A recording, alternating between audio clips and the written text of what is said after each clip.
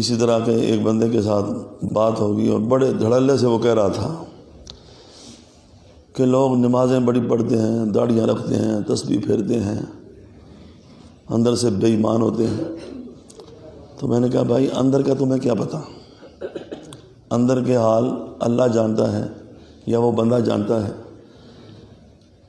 ہمیں حکم یہ دیا گیا ہے کہ جو تم دیکھ رہے ہو، جو تمہیں نظر آ رہا ہے، اس کے بارے میں اپنی رائے کا اظہار کرو۔ جب تو خود اپنی زبان سے کہہ رہا ہے کہ نماز پڑھتے ہیں، تسبیح پھیرتے ہیں، داڑھیاں رکھتے ہیں، تو پھر اسی بات کو دیکھ کر تجھے اس کے بارے میں کوئی فیصلہ کرنا چاہیے۔ اندر کے بارے میں تو نبی پاک صلی اللہ علیہ وسلم نے اپنے صحابہ کرام کو سختی کے ساتھ منع کر دیا تھا کہ خبردار کسی کے دل کے اوپر فتویٰ نہ لگاؤ۔ اسامہ بن زید رضی اللہ تعالیٰ عنہ، ایک ان کا واقعہ ہے اور ایک حضرت خالد بن ولید کا واقعہ ہے کہ ایک جنگ کے موقع پر ایک کافر کی طرف یہ بڑھے اور اس نے کلمہ پڑھنا شروع کر دیا، تو انہوں نے سمجھا کہ یہ ڈر کی وجہ سے کلمہ پڑھ رہا ہے۔ انہوں نے تلوار اٹھائی اور اس کا سر قلم کر دیا۔ جب واپس آیا نبی پاک صلی اللہ علیہ وسلم کی بارگاہ میں یہ واقعہ جب پیش کیا گیا تو انہوں نے کہا حالانکہ اسامہ بن زید حضور پاک صلی اللہ علیہ وسلم کے بڑے محبوب ترین صحابی تھے اور امام حسن و حسین کے برابر نبی پاک صلی اللہ علیہ وسلم ان کو پیار دیا کرتے تھے۔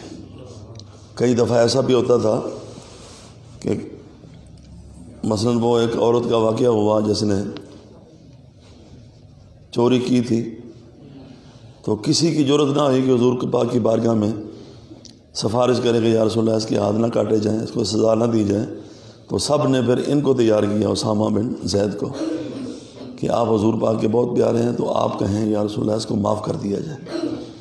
پر حضور پر جلال میں آ کے فرمایا کہ ایسا نہیں ہو سکتا۔ اسی موقع پر آپ نے فرمایا کہ اگر میری بیٹی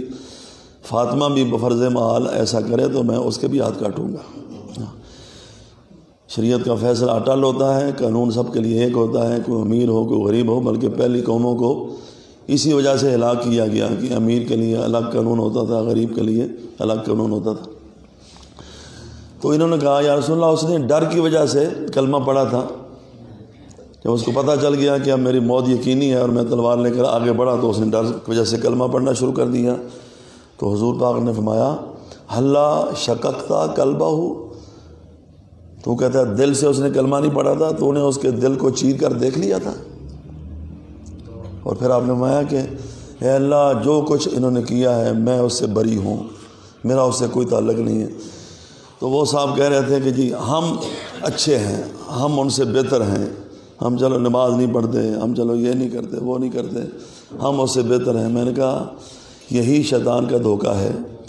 کہ شیطان نے بھی یہ کہا تھا کہ انا خیر منہ، اے اللہ میں آدم سے بہتر ہوں، اسے تو نے مٹی سے پیدا کیا اور مجھے تو نے آگ سے پیدا کیا ہے، اور آگ مٹی سے